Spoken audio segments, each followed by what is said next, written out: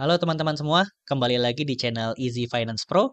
Hari ini kita akan membahas topik yang menarik lagi terkait tentang perubahan tarif PPN 12% di tahun 2025 ini yang dimana menggunakan DPP 11 per 12. Kayak gitu ya. Nah ini kita coba masuk ke salah satu fitur. Misalnya saya masuk ke fitur penjualan, kemudian faktur penjualan. Oke, nah ini saya contohkan dulu untuk satu transaksi ya. Misalnya saya pilih salah satu customer, PT Berkah, kemudian salah satu item. Oke, saya klik lanjut. Nah, cara settingnya, teman-teman kalau dilihat di sini masih menggunakan PPN 11%. Kayak gitu ya. Kita bisa ganti secara manual di sini, teman-teman. Kayak gitu ya. Kemudian diganti DPP-nya menggunakan yang 11 per 12, kemudian tarif yang 12%. Nah, kurang lebih seperti ini cara inputnya, kayak gitu ya. Nah, kalau teman-teman perhatikan di sini saya masih merubahnya menggunakan manual di sini, kayak gitu ya.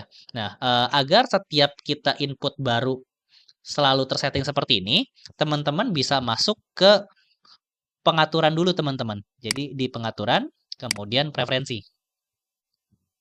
Nah, kemudian teman-teman bisa masuk ke pajak, kemudian ke tab lainnya. Nah, di sini teman-teman bisa checklist default DPP 11 per 12-nya di checklist ya. Gitu ya, simpan.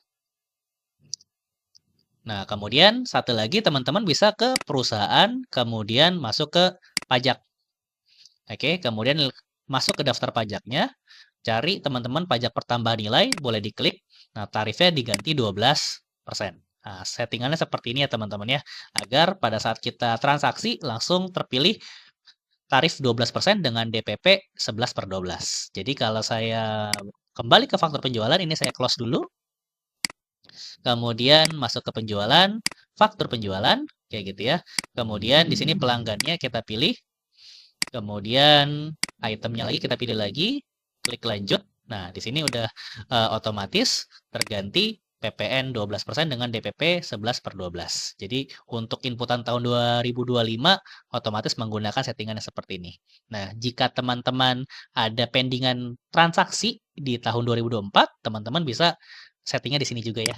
Ini bisa diganti lagi DPP 100% dan tarif 11% untuk inputan 2024-nya yang masih belum selesai, gitu ya.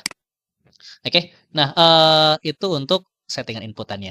Ini kita coba simpan ya. Ini saya ke informasi lainnya dulu, kemudian detail transaksinya saya ganti di sini DPP lain ya.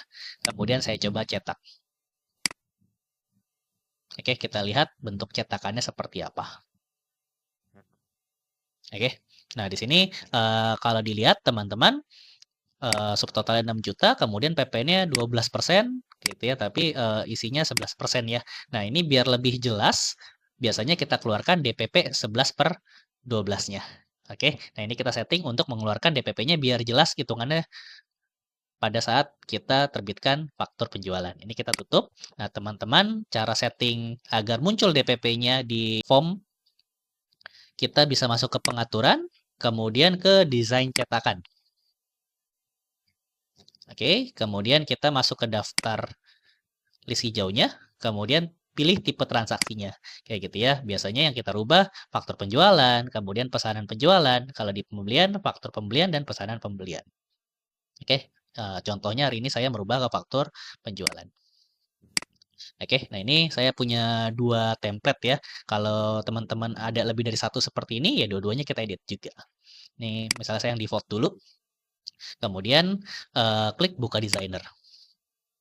Oke, nah seperti ini tampilannya, kayak gitu ya. Ini teman-teman bisa klik shift di keyboard, ditahan, kayak gitu ya. Kemudian ini bisa kita geser ke bawah teman-teman. Ini klik dulu, klik, klik, klik, klik, klik, klik, gitu ya. Kemudian ini dengan shift-nya ditahan teman-teman ya. Oke, nah ini bisa dipindahin ke bawah.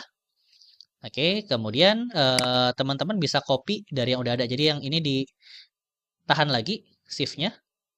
1, 2, kayak gitu, 2 elemen selected. Kemudian CTRL-C, CTRL-V. Nah, di sini muncul. Nah, seperti ini teman-teman. Misalnya saya taruh di sini ya. Rapiin posisinya sedikit, misal di sini. Oke, nah ini bisa kita ganti ya teman-teman ya, isinya. Oke, kebetulan ini menggunakan variabel, jadi harus dikasih kutip ya. Misalnya saya tulis DPP 11/12. Nah, seperti ini. Kemudian simpan. Nah, kemudian satu laginya double klik di sini. Ini kita ganti, teman-teman cari di sini DPP. Nah, menggunakan yang ini ya teman-teman. DPP, simpan. Kalau sudah klik simpan di sini, lanjutkan. Kayak gitu ya. Kalau sudah kita close. Nah, kita close lagi, balik ke faktur penjualannya. Saya buka yang tadi, misalnya yang ini. Oke, menggunakan settingan PP 12% dengan DPP 11/12. Kemudian kita coba klik cetak lagi ya. Yang dimana DPP-nya sudah muncul. Nah, di sini sekarang sudah muncul ya teman-teman ya. Oke, jadi dari subtotal 6 juta, DPP 11/12-nya itu adalah 5.500.000 dengan PPN 12%-nya yaitu dari 5.500.000 yaitu 660.000 gitu ya. Jadi lebih jelas tampilannya. Mungkin sampai sini untuk video kali ini. Semoga bermanfaat. Terima kasih.